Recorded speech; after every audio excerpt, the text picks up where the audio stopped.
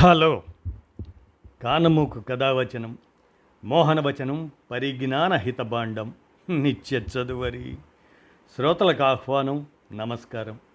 చదవదగునెవరు రాసిన తదుపరి చదివిన వెంటనే మరువక పలువురికి వినిపింపబూనిన అది ఏ పరిజ్ఞాన హితభాండమవుపో మహిళ మోహనవచనమై విరాజిల్లు. పరిజ్ఞాన హితభాండం లక్ష్యం ప్రతివారీ సమాచార హక్కు. ఆస్ఫూర్తితోనే ఇప్పుడు ప్రముఖుల జీవిత విశేషాల శీర్షికన స్ఫూర్తి అందజేసినటువంటి ఈ అంశాన్ని బొగ్గుబావుల్లో ఎగిసిన అగ్గిరవ్వ కామ్రేడ్ పరసా సత్యనారాయణ జీవిత విశేషాలను మన కానమూకు కథావచన శ్రోతలకు మీ కానమూకు స్వరంలో ఇప్పుడు వినిపిస్తాను, వినండి. బొగ్గుబావుల్లో ఎగిసిన అగ్గిరవ్వ కామ్రేడ్ పరసా సత్యనారాయణ జీవిత విశేషాలను ఇక వినండి. బొగ్గుబావుల్లో ఎగిసిన అగ్గిరవ్వ. పగలంతా తీరిక లేని పనుల్లో అలసిపోయిన ఓ యువకుడు సాయంకాలం ముగుస్తుండగా ఆ శ్మశానంలోకి అడుగుపెట్టాడు. చీకటి దట్టమయ్యే వరకు చెట్టు పుట్టల మాటున గడిపి కటిక చీకటిలో కాలుతున్న శవాల మధ్య ప్రశాంతంగా ఓ రాతి బండపై నడుము వాల్చాడు. గస్తీ తిరుగుతున్న పోలీసు వాహనాలను ఏమాత్రం లక్ష్య పెట్టకుండా నిశ్చింతగా నిద్రలోకి జారిపోయాడు. వేకువ కంటే ముందే లేచి ఆ చీకట్లోనే మాయమయ్యాడు. అతడేమీ తాంత్రిక విద్య అభ్యసించే మాంత్రికుడు కాదు. రహస్య జీవితంలో ఉన్న కమ్యూనిస్టు. 1000 కండ్లతో వెంటాడుతున్న సర్కారు వేగుల నుంచి, పోలీసుల నుంచి తప్పించుకోవడానికి ఆ శ్మశానమే తనకు సురక్షిత క్షేత్రమని భావించిన సాహసి. కానీ అర్ధరాత్రి ఒక్కడే వచ్చి శవాల పక్కన పడుకోవడానికి ఎంత ధైర్యం కావాలి? అదండి అతడి ధైర్యమే. ఆయనే పరసా సత్యనారాయణ. అతడు బొగ్గుబావుల్లో అగ్గిరాజేసి విప్లవ జ్వాలలు వెలిగించినవాడు. టన్నుల కొద్దీ చైతన్యాన్ని టబ్బుల నిండా నింపి కన్వేయర్లపై ఉద్యమాలను ఉరకలెత్తించినవాడు. ఆకలికి కన్నీళ్లకు ఆయుధాలను అందించి సాయుధ పోరాటమై సాగినవాడు. ఆయన పుట్టింది గుంటూరు జిల్లా సత్తెనపల్లి తాలూకాలోని కంభంపాడు. తల్లిదండ్రులు వెంకట సుబ్బమ్మ, వెంకమరాజులు. చిన్ననాడే చదువుల కోసం అక్కా బావల ఇంటికి చేరిన పరసాకు తన బావకు బదిలీ అయిన చోటల్లా బడి చదువు సాగింది. బావ తూములూరులో పనిచేస్తున్నప్పుడు 10వ తరగతిలో పాటే ఆ తరగతితో పాటే ఆ ఊరి లైబ్రరీలోని డిటెక్టివ్ నవలలతో సహా అన్ని పుస్తకాలు చదివేశాడు. చదువు పూర్తయ్యాక తన అన్న గుమస్తాగా పనిచేస్తున్న కారేపల్లికి ఆయన కుటుంబం అంతా చేరిపోయింది. సింగరేణి కాలరీస్లో ఉద్యోగం కోసం కొత్తగూడెం చేరిన పరసా అప్పటికే అక్కడ హెడ్ ఆఫీసులో క్లర్క్గా పనిచేస్తున్న కార్మిక నాయకుడు శేషగిరిరావు సహాయంతో 19 ఏళ్ల వయసులో కొలువులో చేరిపోయాడు. ప్రజా ఉద్యమాల నుండే ప్రజానాయకులు ఉద్భవిస్తారు అనడానికి ఆయన జీవితమే చక్కని ఉదాహరణ. సింగరేణిలో గుమస్తాగా చేరిన ఆ యువకుని జీవితం ఎన్ని మలుపులు తిరిగిందో, ఎన్ని ఉద్యమాలను నిర్మించిందో, అతడిని ఎంత గొప్ప నాయకునిగా మలిచిందో. ఆయన జీవితాన్ని ఏ వైపు నుంచి చూసినా కనిపించేదంతా సామాన్యుడు అసామాన్యుడుగా ఎదిగిన క్రమమే కదా. సింగరేణి గనుల్లోకి దిగడానికి కార్మికులకు కందిల్ అంటే ఒక రకమైన దీపం ఇచ్చేవారు. ఆ దీపం వెలుగులోనే కార్మికులు భూగర్భమంతా తిరగాలి. అదిగో ఆ దీపాల్లో పోసే కిరోసిన్ డ్రమ్ములు కేటాయింపులు, ఆ లెక్కలు రాసే పనే మన పర్సాది.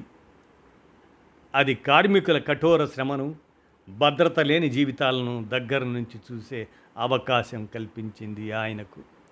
ఆ తర్వాత కొంతకాలానికి కార్మికులకు వారి మస్టర్లకు అనుగుణంగా బియ్యము, జొన్నలు, గోధుమలు ఇచ్చే పనిలో నియమించబడ్డాడు పరసా సత్యనారాయణ. ఇది కూడా కార్మికుల కష్ట నష్టాలను అర్థం చేసుకునేందుకు ఎంతో ఉపయోగపడింది. వారి కనీస హక్కుల కోసం ఓ యూనియన్ ఏర్పాటు చేసుకునే అవకాశం కూడా లేకపోవడం ఆయన్ను మరింత కలచివేసింది. అసలే అవి రెండవ ప్రపంచ యుద్ధం జరుగుతున్న రోజులు.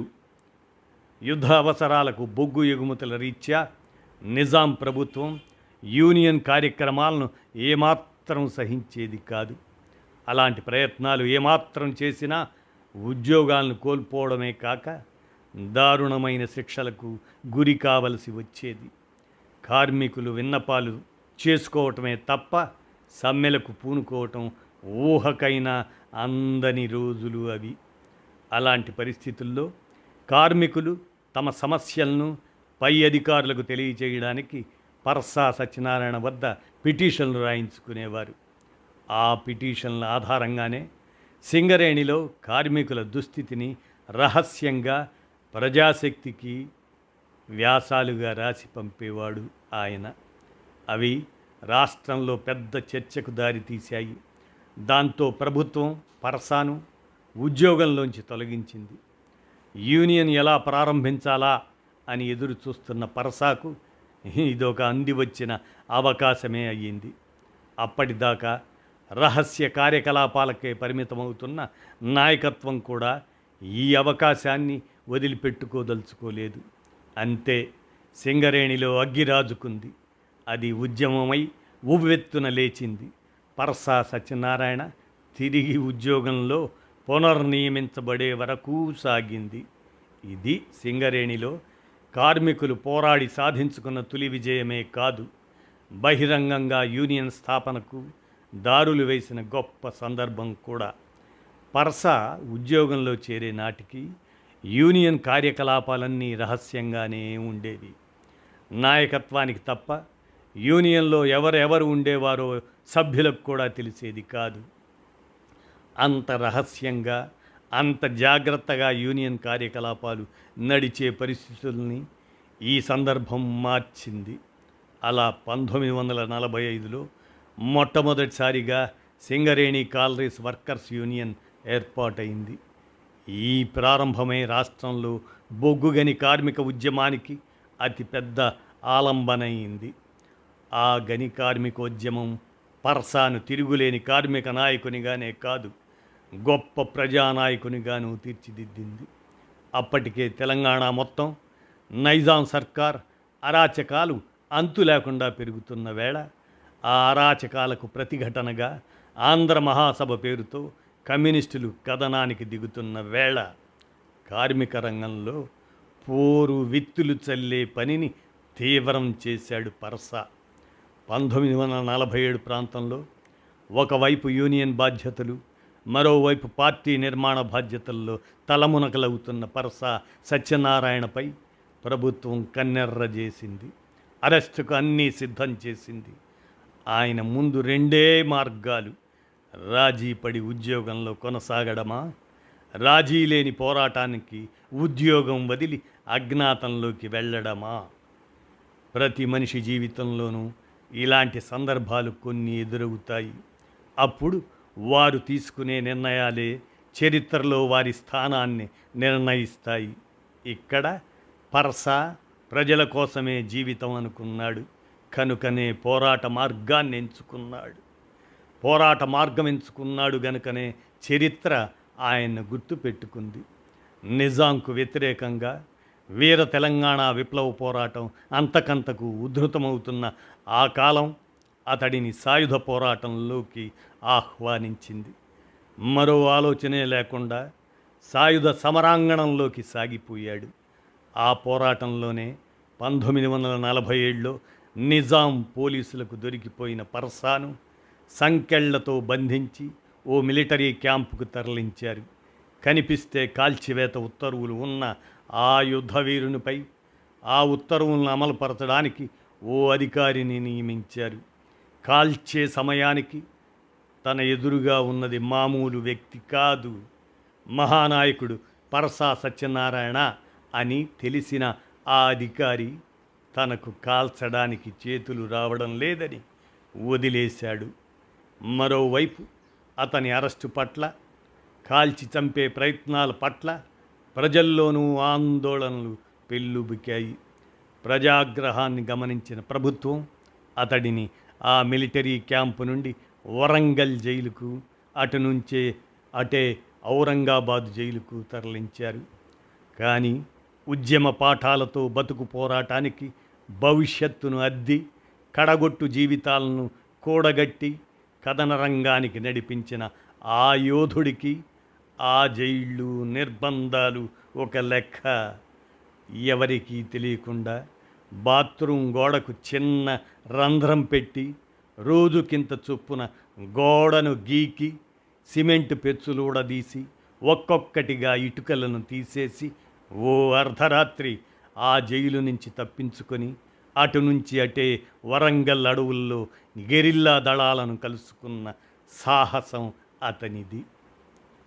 వరంగల్ అడవుల్లో సాయుధ పోరాటం సాగిస్తుండగానే తిరిగి కొత్తగూడెం బాధ్యతల్లో పనిచేయాలన్న పార్టీ ఆదేశాల మేరకు ఆ కర్తవ్య నిర్వహణలో ఉండగా అరెస్టు చేసిన నిజాం పోలీసు అతడిని వరంగల్ జైల్లో చిత్రహింసలు పెట్టింది. ఆ జైలు జీవితం నరకప్రాయం. జైల్లో అతడిని డెస్పరేడో అనేవారు. అంటే అన్నింటికీ తెగించిన మొండిఘటం అని అర్థం. కనుక అతడిని అక్కడ సాలిటరీ సెల్లో బంధించారు. అంటే 8 అడుగుల పొడవు, 6 అడుగుల వెడల్పు మాత్రమే ఉండే ఒంటరి జైలు గది. సూర్యచంద్రుల ప్రవేశానికి అవకాశమే లేని చీకటి గది. అటువంటి గదిలో కాళ్ళు చేతులకు బేడీలు వేసి ఊచలకు కట్టేసి నెలల తరబడి హింసించారు. ఆహారంగా జొన్న లేదా సజ్జ, తవిద రొట్టెలు, కొద్దిగా అన్నం, ఆకుకూరల పులుసు ఇచ్చేవారు. కానీ ఆ రొట్టెల్లో పిండి కంటే రాళ్ళు, ఇసుకే ఎక్కువ. తినడానికి వీలు కాని తిండి, తినకుంటే బతకలేని పరిస్థితి. ఏం చెయ్యాలి? అవసరమే అనేకం నేర్పుతుందనడానికి ఆయన జైలు జీవితం కూడా ఓ ఉదాహరణే. గిన్నెలో నీళ్లు పోసి రొట్టెలను నానబెట్టి ఆ తర్వాత బాగా పిసికి ఆ రాళ్ళన్నీ అడుక్కుపోయాక ఆ పై తేటను వేరే గిన్నెలో పోసుకొని పులుసు కూర లేదా పప్పుచారు కలుపుకొని తాగేవాడు. ఆ విధంగా రాళ్ల బాధ తప్పిన కూరలో వచ్చే లద్దె పురుగులు ఉడికిన వెల్లుల్లిపాయల్లా దర్శనమిచ్చేవి. చూస్తూ చూస్తూ తింటే వికారం వస్తుందని కళ్ళు మూసుకొని మింగి బతికిన చరిత్ర ఆయనది. జీవితమంటే నిత్య సంఘర్షణే కదా. అలా తినవీలుగాని తిండి తిని బతకడం జీవన పోరాటమే కావచ్చు. కానీ ఆ జీవితానికి వారిని సిద్ధం చేసిన సిద్ధాంతం ఎంత గొప్పదై ఉండాలి. ఆ సిద్ధాంతానికి కట్టుబడి ఉండడానికి వారికి ప్రజల పట్ల ఎంతటి నిబద్ధత ఉండాలి. 1953లో జైలు నుండి విడుదలయ్యాక తిరిగి కార్మికోద్యమ నిర్మాణానికే అంకితమయ్యారు ఆయన. మొదట ఏఐటియుసి నాయకునిగా, తదుపరి సిఐటియు నాయకునిగా కార్మికోద్యమంలో ఆయనది విడదీయలేని పాత్ర. సుదీర్ఘకాలం సిఐటియు రాష్ట్ర అధ్యక్షునిగా బాధ్యతలు నిర్వహించిన కాకలు తీరిన కార్మిక నేత పరసా సత్యనారాయణ. కార్మిక వర్గ నిర్మాణంలో నిరంతరం సోషలిస్టు చైతన్యంతో వెలిగిన ఉత్తమ శ్రేణి నాయకుడు ఆయన. ఆర్థిక పరిణామాల గుట్టు విప్పినా, రాజకీయ భూగోళాన్ని వివరించిన, రాజకీయ పాఠాలను పండిత పామర రంజకంగా బోధించిన ఉపాధ్యాయుడు ఆయన. కార్మిక నేతగానే కాదు, సిపిఐఎం రాష్ట్ర కార్యదర్శి వర్గ సభ్యునిగాను ఆయన రాజకీయ పాఠాల ముఖ చిత్రం. 1962లో పాల్వంచ నియోజకవర్గ ఎమ్మెల్యేగాను ఆయన ప్రజాభిమానం చూరగొన్నాడు. సంప్రదాయ కుటుంబంలో పుట్టి యజ్ఞోపవీతాన్ని వీడి 19వ ఏట కొత్తగూడెంలో సింగరేణి బొగ్గు గనుల్లో కమ్యూనిస్టుగా మారిన పరసా సత్యనారాయణ 7 దశాబ్దాల ఉద్యమ జీవితానికి అన్ని వేళలా వెన్నుదన్నుగా నిలిచింది ఆయన సహచరి భారతి. పెండ్లైన ఏడాదిలోపే భర్తకు జైలు, నిత్యం పోలీసుల దాడులు, సోదాలు, బెదిరింపులకు ఆవిడ ఏమాత్రం చెదరలేదు. విప్లవకారుడైన భర్త జీవిత ఆచరణే ఆవిడకు స్ఫూర్తినిచ్చింది. పోలీసులు ఇంట్లో కాగితాలన్నీ సోదా చేస్తుంటే పార్టీ రహస్యాలు బయటపడతాయేమోననే వారి కండ్లు గప్పి ఆ కాగితాలన్నీ నమిలి మింగేసింది. కుటుంబ భారాన్ని తను మోస్తూ ఉద్యమాల బాధ్యతల్లో భర్తకు అండగా నిలిచి విప్లవ సహధర్మచర్యానికి అర్థం చెప్పింది. విప్లవకారుల జీవితాలు ఎప్పుడూ పూలపాన్పులు కాదు, అవి ముండ్లు రాళ్లతో నిండిన దారులు. ఇవి వారికే కాదు, వారి జీవిత సహచరులకు తప్పవు. పరసా సత్యనారాయణ ఆ ముళ్ళు రాళ్ల దారుల్లో అవరోధాలను ఛేదించుకుంటూ ముందుకు సాగిన విప్లవ యోధుడు. బతుకును పోరాటం చేసి భావితరాలకు ఉద్యమ పాఠాలు నేర్పిన ఉపాధ్యాయుడు. నేటి సంక్షోభాల కాలంలో ఆ మహనీయుని తలుచుకోవడం అంటే పోరాటాలతో కరచాలనం చేయటమే, విప్లవాన్ని ముద్దాడటమే అంటూ స్ఫూర్తి అందజేసిన ఈ అంశాన్ని మన కానమోకు కథావచన శ్రోతలకు ప్రముఖుల జీవిత విశేషాలు శీర్షికన బొగ్గు బావుల్లో ఎగిసిన అగ్గిరవ్వ కామ్రేడ్ పరసా సత్యనారాయణ ఆయన జీవిత విశేషాలని అవగాహన నిమిత్తం వినిపించాను. విన్నారుగా, ధన్యవాదాలు.